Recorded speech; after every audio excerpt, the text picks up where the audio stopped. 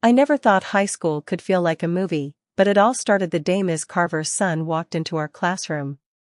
My name is Ella, and I was a junior when this whole thing began. Ms. Carver was our English teacher, strict, respected, but fair, and she had this reputation of keeping her personal life private. Nobody at school even knew she had kids until one morning she introduced a new student transferring mid-semester. His name was Nathan. He was tall, effortlessly confident, with this casual smirk that made half the girls in the room whisper the second he sat down. The shock came when Ms. Carver said, "This is Nathan Carver, my son. I expect you all to treat him like any other student." That's when everything shifted for me. I sat 2 rows away from him, and during the first week he barely spoke. He wasn't arrogant exactly, but he carried himself like someone who didn't care about fitting in. But then, one afternoon, we got paired for a group project. He looked straight at me and said, "Guess we're partners, Ella." Something about the way he said my name made my stomach flip. I tried to act normal, but inside I was nervous. Working with him outside class was awkward at first. We met at the library, and he surprised me by being funny, not at all like the distant image he showed in class. He teased me about my handwriting, asked about my favorite books, and actually seemed interested in my answers. By the end of the study session, he walked me to my car, paused, and asked, "So, do you want to hang out sometime? Not for school, just you and me." My mind raced. Saying yes meant stepping into a storm I wasn't sure I could handle. After all, he was the teacher's son. But I said yes anyway. Our first date was at a small coffee shop 2 towns over, and honestly, it felt perfect. Nathan wasn't like other guys at school. He was mature, thoughtful, and easy to talk to. The way he looked at me made me feel like I was the only person in the room. But while it felt magical, I couldn't shake the thought of what Ms. Carver would say if she found out. We kept it a secret, at least at first. But secrets have a way of leaking, and ours didn't stay hidden for long.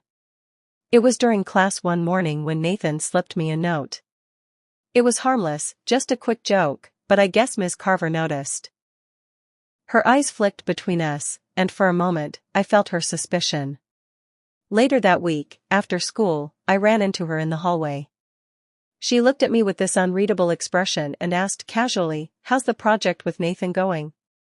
My heart nearly stopped. I managed to say, "It's going fine, we're almost done," but her gaze lingered a second too long, as if she knew I wasn't telling her the whole truth.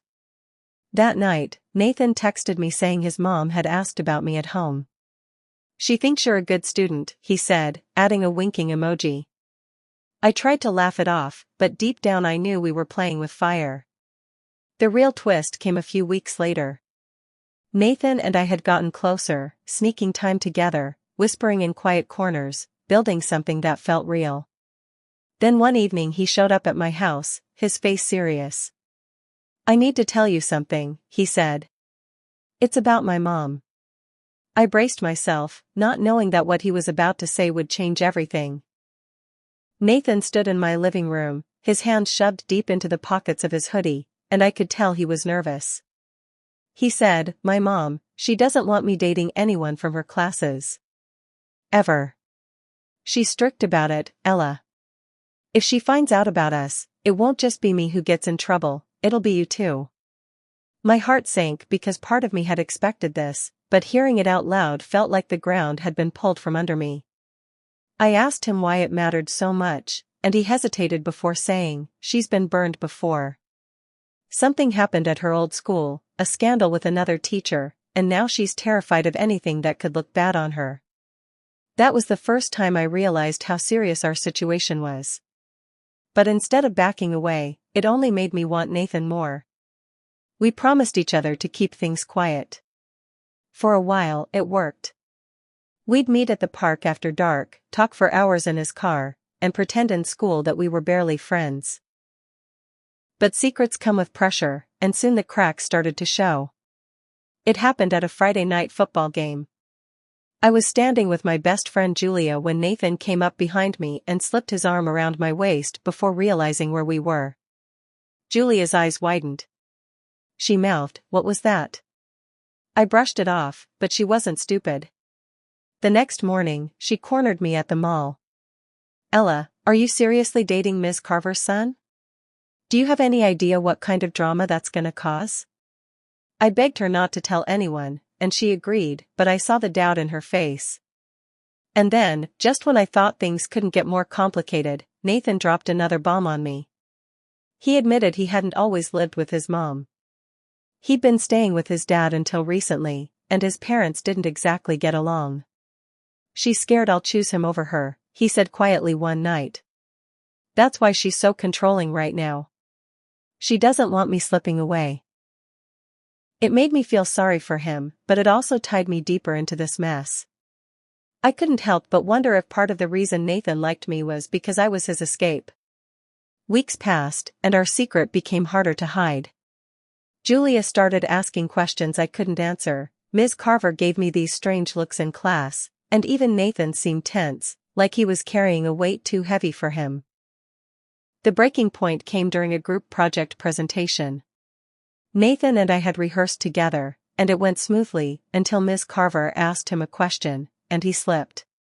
He mentioned something about a conversation he and I had the night before, something personal, not project-related. The class didn't notice, but Ms. Carver's expression froze. After school, she called me into her office. She was calm, almost too calm, when she asked, "Ella, are you and Nathan close?" My pulse raced. I denied it, said we were just partners for school, but the way she studied me made me feel like she already knew. That night Nathan texted me, "She's onto us. We have to be more careful." But the next message he sent chills through me, or maybe it's time she knew the truth. "There are things you don't know about her. About why she's like this." I stared at my phone, realizing this wasn't just a risky high school romance. There was a whole story behind Ms. Carver, and somehow, I was about to get pulled right into the middle of it. I couldn't sleep after that text. The idea that there was something bigger, something about Ms. Carver that even Nathan thought I should know, kept replaying in my mind. The next day at school, Nathan slipped me a folded piece of paper instead of texting. On it, he had scribbled, "Meet me tonight. Don't tell anyone. I'll explain everything." That night, we met in his car near the edge of town, far enough from school and our parents that no one would notice. Nathan sat in silence for a long time before finally saying, "My mom's past isn't what you think. She didn't just leave her old school because of some scandal with another teacher. She left because of me." My heart stopped. He went on, "When I was 14, I got into trouble. Bad trouble. My mom covered for me. She moved us here for a fresh start. She told everyone it was professional reasons, but really it was to protect me. That's why she's so strict now. She doesn't want anything to ruin this second chance." I didn't know what to say. Part of me wanted to ask what kind of trouble he meant, but his tone made it clear it wasn't small. Before I could push, he grabbed my hand and said, "That's why we have to be careful, Ella. If she thinks you're distracting me or dragging me back into the mess, she'll end this for both of us." I nodded, but my mind was spinning. What exactly had Nathan done? And how far would his mom go to keep her secret safe? Days passed, and the tension only grew. Julia kept pressing me for answers, and I could feel her patience thinning. One afternoon she said, "If you don't tell me the truth, Ella, someone else will." I snapped at her, which wasn't like me, but I couldn't risk her knowing. That same week, Ms. Carver asked me to stay after class again. This time she didn't dance around her suspicions. "I know Nathan likes you," she said firmly. "And I know you like him back. But for your own good, Ella, you need to end this. Trust me when I say it will not end well." The way she said it sent chills through me. It wasn't just a warning, it sounded like a threat. I told Nathan what she said, and instead of looking scared, he got angry. "She's trying to control me. She always has. But I won't let her ruin this. You and me, we can handle it." His determination scared me almost as much as his mom's warning. Because the truth was, I wasn't sure we could handle it. Then, out of nowhere, things exploded. Someone left a note in my locker. It read, "Stay away from Nathan, or everyone will find out what happened at his old school." My hand shook as I read it. No one else knew except Nathan and his mom. So who had written it? That night, I confronted Nathan, but he swore he hadn't told anyone. He looked panicked. If someone knows, that means they're watching us. And if my mom finds out someone's threatening you, she'll do whatever it takes to shut it down. I wanted to believe him, but doubt gnawed at me. If the secret from his past was so dangerous that people could use it to scare me, then what had I really gotten myself into? And worse, was Nathan telling me the whole truth, or just the parts he wanted me to know? The note in my locker haunted me. I carried it folded in my pocket all week, unable to throw it away, as if the paper itself held proof that I wasn't imagining things. I didn't show it to Julia, and I didn't dare show it to Nathan's mom, but the weight of it pressed down on me every time I saw Nathan in the hall. He noticed, of course. "You're different," he whispered one morning. "Are you afraid of me now?" I shook my head, but deep down I wasn't sure of the answer. A few days later, during lunch, Julia confronted me again. She said she'd seen me sneaking into Nathan's car after school and warned me that people were starting to talk. My stomach twisted, and in a moment of weakness, I pulled out the note and showed it to her. She read it once and her face went pale. "Ella, this isn't just gossip. Whoever wrote this knows something. You have to end it with him." But I couldn't. Not when Nathan made me feel like the world disappeared whenever we were together. That night, Nathan finally told me what had happened at his old school. He said there had been a fight, a brutal one. A kid had ended up in the hospital, and Nathan was blamed. It wasn't all me, he insisted. He came at me first. But my mom, she buried it. Used every connection she had to keep me from getting expelled. Then she pulled me out before the school board could vote. She made us vanish. Hearing it out loud made my blood run cold. I wanted to believe him, wanted to believe he wasn't dangerous, but the way his voice hardened when he described the fight made me wonder if he liked remembering it. That weekend, the situation spiraled. Ms. Carver called my parents. I didn't know what she told them, but they sat me down and said, "Ella, you are not to see Nathan anymore. This is serious." I felt betrayed, furious, and humiliated. I stormed out of the house and straight into Nathan's car. "They know," I told him. "Your mom told them something. She's trying to end this." He clenched the steering wheel so hard I thought it might snap. "She's not going to control me anymore. If she pushes, I'll tell everyone her part in covering for me. She'll lose everything." His words scared me more than I wanted to admit. This wasn't just rebellion, this was blackmail. And the worst part? He seemed ready to do it. The next Monday, Julia stopped me in the hallway with a look I'd never seen on her face before. She whispered, "Ella, it was me. I wrote the note." My whole body froze. She looked guilty but defiant. "I had to. You don't know who he is, what he's capable of. I heard things from people at his old school. I was trying to protect you." I stared at her, my mind spinning. My best friend had betrayed me, my teacher was watching me like a hawk, and Nathan was ready to use his own mother's secrets against her. And I realized, too late, that I was standing in the middle of a war I couldn't win. When Julia admitted she wrote the note, I felt betrayed, but a part of me couldn't ignore her fear. She wasn't just being dramatic, she genuinely believed Nathan was dangerous. Still, I couldn't walk away, not yet. That night, Nathan and I met again. I told him about Julia's confession, expecting him to get angry, but instead he laughed. "Of course she did. She's jealous. She's always been jealous of you, Ella. Don't you see? She doesn't want you to have something she can't." His words unsettled me, twisting the truth into something I wasn't sure I believed. But then his face grew serious. "It doesn't matter. Because I've made up my mind. Tomorrow, I'm telling everyone. No more hiding, no more secrets. If my mom doesn't like it, too bad.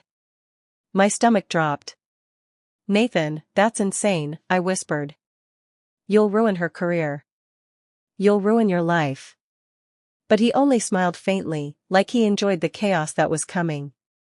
The next day, the storm finally hit.